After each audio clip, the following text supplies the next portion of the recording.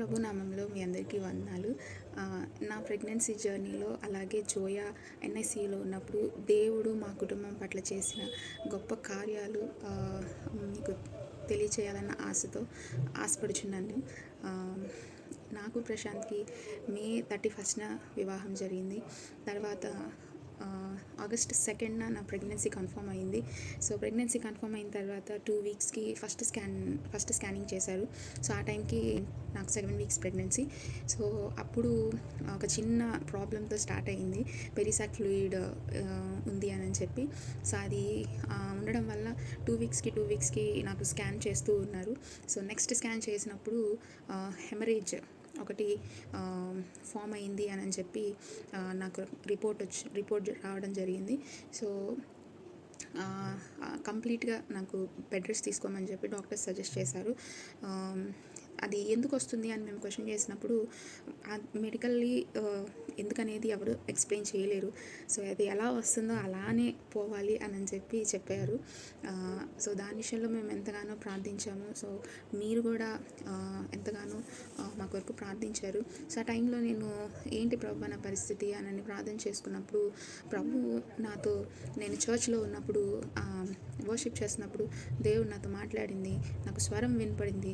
ఏంటి అని అంటే, నీ బలహీనత వైపు నువ్వు చూడద్దు కానీ నా వైపు నువ్వు చూడు అని ఆ రోజు దేవుని స్వరం నాతో మాట్లాడినప్పుడు నేను అందుని బట్టి బలం పొందుకున్నాను. సో నెక్స్ట్ మళ్ళీ స్కాన్కి వెళ్ళినప్పుడు అగైన్ హెమరేజ్ అనేది బేబీతో పాటు హెమరేజ్ కూడా పెరుగుతుంది. సో అసలు కంప్లీట్ బెడ్ రెస్ట్, నువ్వు అసలు కదలటానికి లేదు, ఓన్లీ నీ నీడ్స్ కోసమే నువ్వు లేవాలి అని చెప్పి డాక్టర్ సజెస్ట్ చేశారు. సో అలా ఆ పరిస్థితిలో మా సంఘ కాపరి అయిన అహరోన్ గారికి అలాగే చాలామందికి మేము ఇది మా పరిస్థితి అని చెప్పినప్పుడు ఎంతోమంది ప్రార్థించారు. సో ఇలా స్పెషల్గా ప్రేయర్లో పెట్టినప్పుడు ఈ సమస్య కొరకు దేవుడు ఆ విషయంలో జయమిచ్చారు. నెక్స్ట్ స్కాన్లో వెళ్ళినప్పుడు సో మాకు వచ్చిన రిపోర్ట్ ఏంటి అని అంటే, no evidence of intra retrochorionic hematoma అని చెప్పి అసలు ఎక్కడ ఎవిడెన్స్ లేదు అని చెప్పి రిపోర్ట్ ఇచ్చారు. సో ఆ తర్వాత నాకు ఎర్లీగానే టిఫా స్కాన్ చేశారు. సో ఆ టిఫా స్కాన్ చేసినప్పుడు అండ్ దానికి ముందు ఎన్టీ స్కాన్ చేశారు. Everything was normal. తర్వాత ఎర్లీగానే టిఫా స్కాన్ చేశారు. సో అందులో ఆర్గాన్స్ కూడా ఏమీ ఇష్యూ లేవు, అన్నీ నార్మల్గానే ఉన్నాయి. బట్ అక్కడ నాకు స్టార్ట్ అయింది అసలు ప్రాబ్లం. సో అంబ్లికల్ కార్డ్లో బేబీకి సప్లై అవుతున్న వెయిన్ రెస్ట్రిక్ట్ అవ్వడం స్టార్ట్ అయింది. సో అది చాలా తక్కువ రెస్ట్రిక్ట్ అవుతూ ఆ ఇష్యూ నాకు మేజర్ ఇష్యూగా చేంజ్ అయిపోయింది. సో మళ్ళీ టిఫా నాకు రిపీట్ చేస్తూ ఉన్నారు. సో చేస్తున్నప్పుడు టిఫా స్కాన్తో పాటు నేను క్వాడ్రపుల్ మార్కర్ టెస్ట్ చేయించుకున్నప్పుడు అక్కడ నాకు ఆ టెస్ట్లో baby may have down syndrome అని చెప్పి ఆ డౌన్ సిండ్రోమ్ అనే దగ్గర పాజిటివ్గా చూపించింది. సో ఆ క్వాడ్రపుల్ మార్కర్ టెస్ట్ మెయిన్గా జెనెటిక్ డిజార్డర్స్ ఏమైనా ఉన్నాయా అనేది చెక్ చేసుకోవడానికి చేస్తారు. సో నాకు క్వాడ్రపుల్ మార్కర్ టెస్ట్ చేసినప్పుడు down syndrome positive. So risk అనేది హై ఉంది, డౌన్ సిండ్రోమ్ బేబీకి డౌన్ సిండ్రోమ్ ఉండే రిస్క్ అనేది ఎక్కువ ఉంది అని చెప్పి నాకు రిపోర్ట్ వచ్చినప్పుడు సో ఆ రిపోర్ట్ తీసుకొని మేము డాక్టర్ దగ్గరికి వెళ్ళాము. సో డాక్టర్ దగ్గరికి వెళ్తే so you have to go to fetal medicine centre. So అక్కడికి వెళ్తే సో వాళ్ళు అమ్నియోసెన్సిస్ చేస్తారు. అంటే ఉమ్మ నీరుని తీసి ఆ ఉమ్మ నీరులో బేబీకి సంబంధించిన సెల్స్ ఉంటాయి. ఆ సెల్స్లో ఉన్న ఆ డిఎన్ఏలో ఆ క్రోమోజోమ్స్ అన్ని స్టడీ చేస్తారు. సో నువ్వు అక్కడికి వెళ్ళాల్సిందే, వెళ్ళి చెక్ చేయించుకోవాలి అని చెప్పారు. సో అక్కడ మేము కన్సల్ట్ అయ్యి అమ్నియోసెన్సిస్ చేయించుకున్నాము. సో డాక్టర్ దగ్గరికి వెళ్ళి డాక్టర్ ఇలా చెప్పి మేము వస్తున్నప్పుడు ఇంటికి వచ్చే టైంలో నేను బండి మీద వెనక కూర్చొని నేను ఒకటే ప్రార్థన చేసుకుంటున్నాను. ఏంటి ప్రభువా, ఒక్కసారి నువ్వు నాతో మాట్లాడు అని మాట్లాడుతూ అని నేను ఆలోచిస్తా. సో నాకు అప్పటికే ఏంటి పరిస్థితి అని ఏడుపు వస్తుంది. అప్పుడు ప్రశాంత్ నన్ను ఇలా పిలిచి ఆటో మీద ఒక వాక్యం చూపించారు నాకు. సో ఆ వాక్యం ఏంటి అని అంటే, behold I am the lord the god of all flesh, is there anything too hard for me. So చదివినప్పుడు నాకు చాలా ఏడుపు వచ్చింది. అయినా సరే నేను నువ్వు మాట్లాడు ప్రభువా, నేను ఇంటికి వెళ్ళి బైబిల్ తీసి నేను చదువుతాను. నువ్వు నీ వాక్యం ద్వారా నాతో మాట్లాడి నాకు ఒక్క వాగ్దానం ఇవ్వు అని చెప్పి నేను అడుగుతా ఇంటికి వెళ్ళాను. ఇంటికి వెళ్ళి నేనేం మాట్లాడలేని పరిస్థితిలో ఉన్నాను. అందరూ మమ్మీకి చెప్పాను ఇది పరిస్థితి అని చెప్పి. వాళ్ళు కాల్ చేసి ఏంటి అని అడుగుతున్నారు అని చెప్పే పరిస్థితిలో కూడా నేను లేనప్పుడు ప్రశాంత్ అందరితో మాట్లాడుతున్నారు. సో ఆ టైంలో నేను వాక్యం తీసి చదివినప్పుడు యెషయా 65వ అధ్యాయము 23వ వచనం ద్వారా దేవుడు నాతో మాట్లాడారు. వారు వృధాగా ప్రయాసపడరు, ఆకస్మికముగా కలుగు అపాయమునందుటకై పిల్లలను కనరు. వారు యెహోవా చేత ఆశీర్వదింపబడిన వారగుదురు. వారి సంతానపు వారు వారి యొద్దనే ఉండును. ఈ వాగ్దానం దేవుడు నాకు ఆ రోజు ఇచ్చారు. ఆ వాగ్దానం పట్టుకొని నేను నా ప్రెగ్నెన్సీ జర్నీ అంతా అదే ప్రార్థన చేసుకుంటూ వచ్చాను. సో అప్పుడు అందరూ కుటుంబస్తులు కానీ, తర్వాత అహరోన్ అంకుల్ కానీ అందరూ ఎంతగానో నన్ను ధైర్యపరిచారు, నన్ను ఆదరించారు. ఆ టైంలో ఏమీ అవ్వదు, రిపోర్ట్ నెగిటివ్గా వస్తుంది అని ఒక మైండ్ సెట్తో నువ్వు వెళ్ళు అని చెప్పి అహరోన్ అంకుల్ ఆ రోజు నాకు ఫోన్ చేసి ప్రార్థన చేసి నన్ను ఆ రోజు పంపించారు. సో నేను అమ్నియోసెన్సిస్ చేయించుకోవడానికి వెళ్ళి అమ్నియోసెన్సిస్ చేయించుకొని నేను వచ్చాను. సో వచ్చిన తర్వాత శామ్ మిల్కా మ్యారేజ్కి ముందు నాకు రిపోర్ట్ నెగిటివ్గా వచ్చింది. సో దాని విషయంలో దేవుడిని మేము ఎంతగానో స్తుతించాము. ఆ తర్వాత జనవరిలో డిసెంబర్ ఎండింగ్లో సడన్గా నా బాడీ అంతా స్వెల్లింగ్ రావడం స్టార్ట్ అయింది. నా ఫేస్, హ్యాండ్స్, లెగ్స్ మొత్తం స్వెల్లింగే. నేను జనరల్ చెకప్కి వెళ్ళాను మా డాక్టర్ దగ్గరికి. వెళ్తే తను నా కండిషన్ని చూసి చాలా సీరియస్ కండిషన్, బీపీని కంట్రోల్ అవ్వట్లేదు, సో నువ్వు రెయిన్బోకి నేను రిఫర్ చేస్తున్నాను, అర్జెంటుగా ఇక్కడ రెయిన్బోకి వెళ్ళిపో అని చెప్పి. సో వచ్చి దాని విషయంలో నేను ప్రార్థన చేస్తూ ఉన్నప్పుడు ఏంటి ప్రభువా నెక్స్ట్ స్టెప్ ఏంటి, ఏం చేయాలి అని ప్రార్థన చేసినప్పుడు ఎందుకో ఇక్కడ ఉన్న హాస్పిటల్కి వెళ్ళాలి అన్న ఒక ప్రేరేపణ నాకు కలిగింది. సో అట్లానే నేను కోటనగర్ గారి హాస్పిటల్ని వెళ్ళడం జరిగింది. అక్కడ మేడంని కన్సల్ట్ అయ్యాను, లక్ష్మి మేడంని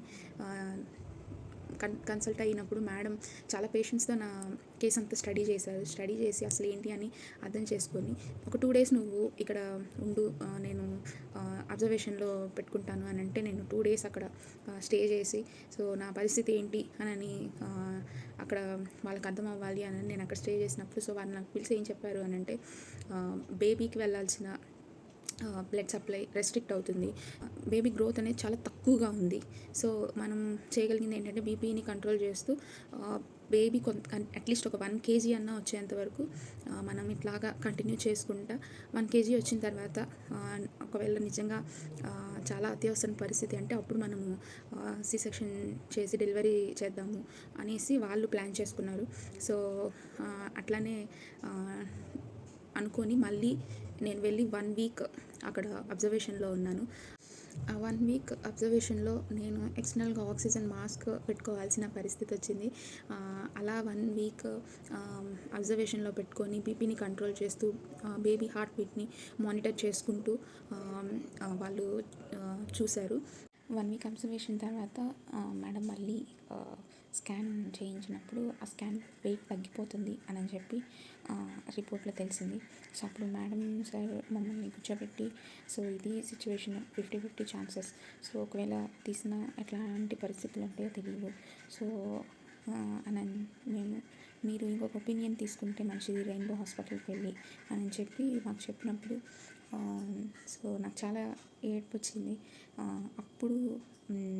అప్పుడు సైతాను నాకు ఏం చెప్తుంది అని అంటే, నువ్వు ఇంతవరకు ప్రార్థన చేసావు, అయినా దేవుడు ఇలాంటి పరిస్థితులు నీకు కల్పిస్తున్నారు, ఎందుకు నీకు పరిస్థితి వచ్చింది, ఎందుకు చేస్తున్నావు నువ్వు అని దేవుడిని ప్రశ్నించు అని చెప్పి చెప్తుంటే, సో నేను దేవుడిని ప్రశ్నించను, ఏది జరిగినా ప్రతిదీ ఆయన చూసుకుంటాడు అని నేను ప్రశ్నించను.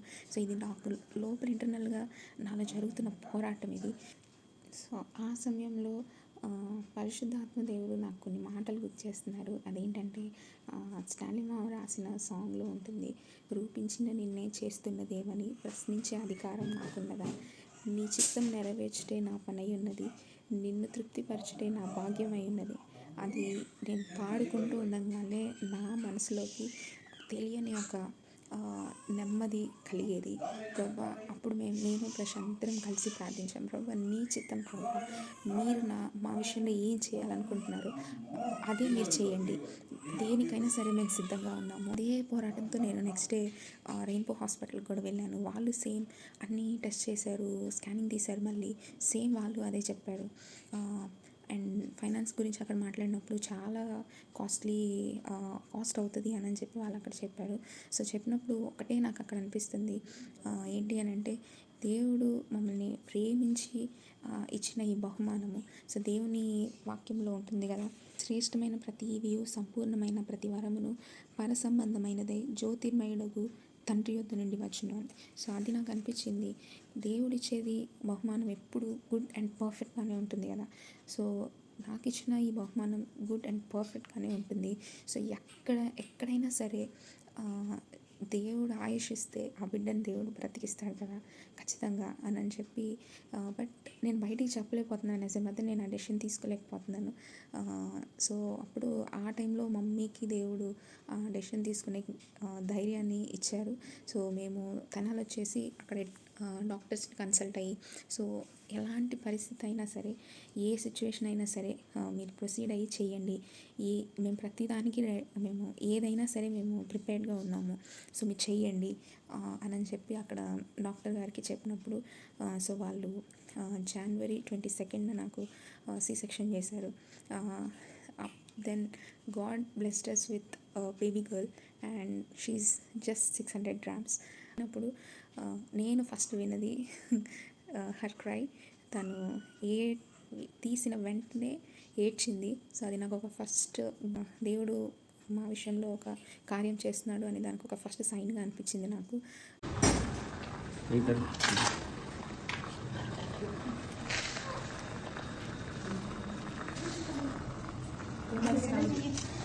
సక్రియమ్మా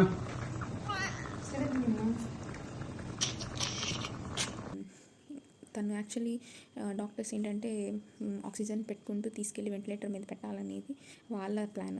బట్ తన్ని తీసుకెళ్ళి ఏమి ఆక్సిజన్ లేకుండానే అలానే పట్టుకొని తీసుకెళ్ళి లంగ్స్ మెచ్యూర్ అవ్వడానికి ఒక ఇంజెక్షన్ చేస్తారు.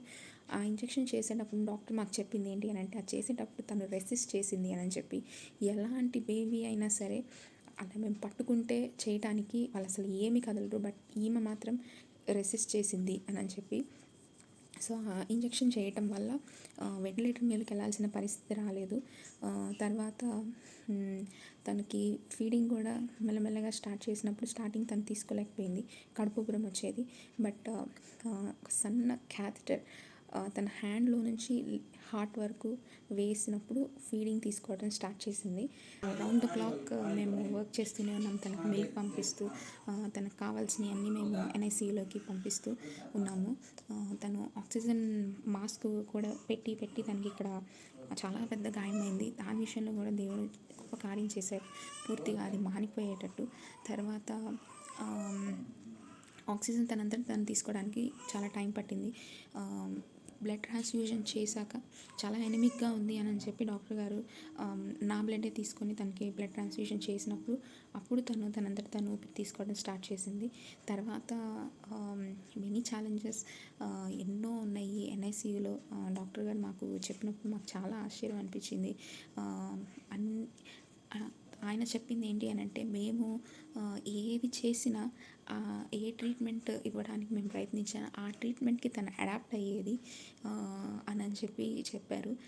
తర్వాత ఆయన చెప్పింది ఏంటంటే, నేను కొంతవరకే చేయగలను, మిగిలినంత భగవంతుడు చేసిందే. 600 grams పుట్టి ఇలాగా వెయిట్ గెయిన్ అవుతూ డిశ్చార్జ్ అయ్యి ఇంటికి వెళ్ళింది అని అంటే అది ఆ భగవంతుడు చేసిందే అని చెప్పి ఆయన సాక్ష్యం ఇచ్చారు. ఇంటికి వచ్చిన తర్వాత కూడా తనని జాగ్రత్తగా చూసుకునే జ్ఞానము దేవుడు మాకు ఇచ్చారు. ఎన్నో ఛాలెంజెస్ మధ్యలో ఫీవర్ వచ్చింది, ఎన్ని ఉన్నా సరే ప్రతి విషయంలో దేవుడు మమ్మల్ని నడిపిస్తూ ఉన్నారు. అలానే ఇలాంటి సిచ్యువేషన్లో మీ ప్రేయర్ సపోర్ట్ మీరు మాకందరు ఇచ్చారు. అందుకు మీకు అందరికీ ధన్యవాదాలు తెలియజేస్తున్నాను. ఇలాగే మా కుటుంబం కొరకు మీరు ఎంతగానో ప్రార్థిస్తారని, మీ అనుదిన ప్రార్థనలో మా కుటుంబాన్ని కూడా జ్ఞాపకం చేసుకుంటారని నేను ఆశిస్తున్నాను. సో ఇంతవరకు మా కొరకు ప్రార్థించారు. చాలా చాలా చాలా థ్యాంక్స్. మీ ప్రార్థనల్లో, మీ సంఘాల్లో మమ్మల్ని మీరు జ్ఞాపకం చేసుకున్నారు. Thank you so much. So now at present Zoya ఇప్పుడు 3 kgsకి వచ్చింది అండ్ చాలా యాక్టివ్గా ఉంది. సో తను చేయాల్సిన ప్రతి యాక్టివిటీ తను చేస్తుంది, యాక్టివ్గా ఉంటుంది. ఇంతవరకు దేవుడు తన్ని కాచి కాపాడి ఆయన చేసిన వాగ్దానంను ఆయన మా జీవితాల్లో, మా కుటుంబంలో నెరవేర్చారు. అందుని బట్టి దేవునికే మహిమ ఘనత ఆరోపిస్తున్నాను. అలాగే దేవుడు చేసిన కార్యం చూసినప్పుడు నాకు అనిపించింది ఒకటే ఏంటంటే, తల్లిదండ్రులుగా మేము చేసిన ప్రార్థన చాలా చాలా తక్కువ అని అనిపించింది. ఎందుకంటే అంత గొప్ప మేలు దేవుడు మా కుటుంబంలో చేశారు. అందుని బట్టి దేవునికే మహిమ చెల్లిస్తున్నాను. Thank you. Praise the lord. అందరికీ వందనాలు. ఈరోజు దేవుడు మా జీవితంలో చేసిన ఒక అద్భుతమైన కార్యాన్ని బట్టి దేవునికి వేలాది స్తుతులు స్తోత్రాలు చెల్లించుకుంటున్నాను. అద్భుత కార్యం ఏమనగా దేవుడు మమ్మల్ని ప్రేమించి ఇచ్చిన జోయాన్ని బట్టి, అందుని బట్టి వేలాది స్తుతులు స్తోత్రాలు చెల్లించుకుంటున్నాను. మొదటగా మా marriage last year May 31st జరిగింది. దాని తర్వాత ఒక 2-3 monthsకి ప్రెగ్నెన్సీ కన్ఫర్మ్ అయిన తర్వాత మేము రెగ్యులర్ చెకప్స్ కోసం మేము హాస్పిటల్కి విజిట్ వస్తూ ఉన్నాం. సో అలా వెళ్తున్నప్పుడు స్టార్టింగ్ నుంచి వాళ్ళు ఏదో చిన్న ప్రాబ్లం ఉంది, అది రెక్టిఫై చేసుకోండి అని ఏదో టెస్ట్ అని అవి ఇవి చెప్తూ ఉండేవాళ్ళు. అవి మేము ఆ టెస్ట్ చేస్తూ ఉండేవాళ్ళం. దాని తర్వాత అది పాజిటివ్ వచ్చేది. మళ్ళీ వెళ్ళేవాళ్ళం. మళ్ళీ ఏదో చిన్న ప్రాబ్లం ఉంది, హెమరేజ్ అని, బ్లడ్ క్లాట్ అవుతుందని, ఇలా చిన్న చిన్న ప్రాబ్లమ్స్ చెప్తూ ఉండేవాళ్ళం. అది మళ్ళీ మేము దాని ప్రికాషన్స్ తీసుకొని మళ్ళీ రెక్టిఫై చేసుకొని మళ్ళీ స్కాన్ తీసుకొని మళ్ళీ హాస్పిటల్కి వెళ్ళేవాళ్ళం. సో ఇలా కంటిన్యూగా ఇట్లా వెళ్తూ ఉండేవాళ్ళం. ఒకనొక టైంలో వాళ్ళు సివియర్గా ఉంది, వేరే అనదర్ ఒపీనియన్ తీసుకోండి అది ఇది అని చెప్పారు. అప్పుడు మేము తెనాల్లోనే సెకండ్ హాస్పిటల్, జేవీఎం హాస్పిటల్ మేము వెళ్ళాం. అక్కడ డాక్టర్స్ కూడా చెక్ చేశారు, అడ్మిట్ అవ్వమన్నారు. మేము అడ్మిట్ అయ్యాను. అడ్మిట్ అయిన తర్వాత వాళ్ళు కూడా స్కాన్స్ కూడా డిఫరెంట్ స్కాన్స్ కూడా రాశారు. వాళ్ళు కూడా బ్లడ్ క్లాట్ అవుతుంది, ఇలా బీపీ వస్తుంది అండ్ సంథింగ్, ఇలా mother to baby blood restriction అవుతుంది, అలా చాలా చాలా చెప్తూ ఉండేవాళ్ళు. అందుని బట్టి మేము వాళ్ళు సజెస్ట్ చేసిన ఎన్టీ స్కాన్ కానీ, టీఫా స్కాన్ కానీ, ట్రిపుల్ మార్కర్ టెస్ట్ కానీ, వాటర్ ట్రిపుల్ మార్కర్ టెస్ట్ అలా చేస్తూ వచ్చేవాళ్ళం. అన్నిట్లో ఫస్ట్లో వాళ్ళు చెప్పడం, మళ్ళీ మేము అది చేయటం, రెక్టిఫై చేయటం, మళ్ళీ వెళ్ళటం, అలా చేసుకుంటూ వస్తూ ఉన్నప్పుడు చివరిగా ఒకనొక టైంలో ఒక బేబీ ఇంకా లోపల సివియర్గా ఉంది, నీరు కూడా తగ్గిపోతుంది అది ఇది అని చెప్పారు. సో అప్పుడు మాకు భయం వేసింది. వెంటనే వాళ్ళు కూడా నెక్స్ట్ ఒపీనియన్ తీసుకొని ఉన్నారు. వాళ్ళు విజయవాడ రెయిన్బో హాస్పిటల్కి సజెస్ట్ చేశారు. వెంటనే మేము నెక్స్ట్ మార్నింగ్ నేను వాళ్ళ మమ్మీ, వాళ్ళ బాబాయ్, నాగేశ్వరం విజయవాడ రెయిన్బో హాస్పిటల్కి వెళ్ళాము. అక్కడ వాళ్ళు కూడా టెస్ట్ చేశారని, వాళ్ళు కూడా బేబీ చాలా సీరియస్గా ఉంది, అసలు మదర్ టు బేబీ బ్లడ్ అనేది సర్క్యులేట్ అవ్వట్లేదు, చాలా సీరియస్గా ఉంది, ఏ టైంలో ఏదన్నా జరగచ్చు అని ఇది మాకు చెప్పేశారు. అప్పుడు నేను చాలా భయపడ్డాను. వాళ్ళు కూడా గ్యారంటీ ఇవ్వలేదు. సో వెంటనే మేము విజయవాడ నుంచి తెనాలికి వచ్చాము. మళ్ళీ జేవీఎం హాస్పిటల్లోనే ఉండి మేము ధైర్యం చేసి దేవుడే కార్యం చేస్తాడు అన్న నమ్మకంతో మేమందరం ఉండి ప్రార్థన చేసుకొని జేవీఎం హాస్పిటల్లో అడ్మిట్ చేశాం. అరుణ్ పాస్టర్ గారు వాళ్ళ ప్రార్థనలు, సంఘస్థుల ప్రార్థనలు, అలాగే నేను కుటుంబస్తుల ప్రార్థనలు, నా కుటుంబస్తుల ప్రార్థనలు, మా సంఘ ప్రార్థనలు, అందరి ప్రార్థన వల్ల ఎన్నో అబ్స్టాకిల్స్ నుంచి దేవుడు గొప్ప కార్యం చేసి ఆశ్చర్యకరంగా, అద్భుతకరంగా జోయాని మనందరికీ ఇచ్చారు దేవుడు. నిజంగా దేవుడి కార్యములు చాలా గొప్పవి. మనం చిన్న చిన్న విషయాలకి చాలా చాలా భయపడుతూ ఉంటాము. కానీ దేవుడు ప్రతి విషయంలోనూ మనకు తోడుగా, అండగా, నీడగా ఉంటాడు అని నిజంగా ఈ కార్యంను బట్టి దేవుడు మాకు రుజువుపరిచారు. అందుని బట్టి దేవునికి వేలాది స్తుతులు, స్తోత్రాలు చెల్లించుకుంటున్నాను. జోయా ఇప్పుడైతే చక్కగా ఆరోగ్యవంతురాలాగా మంచి వెయిట్ గెయిన్ అయ్యి ఆరోగ్యంగా ఉంది. అందుని బట్టి నేను, మా కుటుంబం చాలా సంతోషిస్తున్నాము. ఫైనల్లీ దేవునికి వేలాది స్తుతులు, స్తోత్రాలు చెల్లించుకుంటున్నాము. దేవుని కృప వల్ల అహరోన్ పాస్టర్ గారి వాళ్ళ ప్రార్థనలు, సంఘస్థుల ప్రార్థనలు, అలాగే కుటుంబస్తుల ప్రార్థనలు, మీ అందరి ప్రార్థనల వల్ల దేవుడు మా జీవితంలో ఒక గొప్ప కార్యం చేశాడని మేము నిజంగా నమ్ముతున్నాము. అండ్ ఈ గొప్ప కార్యానికి దేవుడిని మనం మహిమపరచాలి. ఖచ్చితంగా జోయా ఫస్ట్ ఆర్ సెకండ్ బర్త్డేకి మనమందరం ఇక్కడ గ్యాదర్ అయ్యి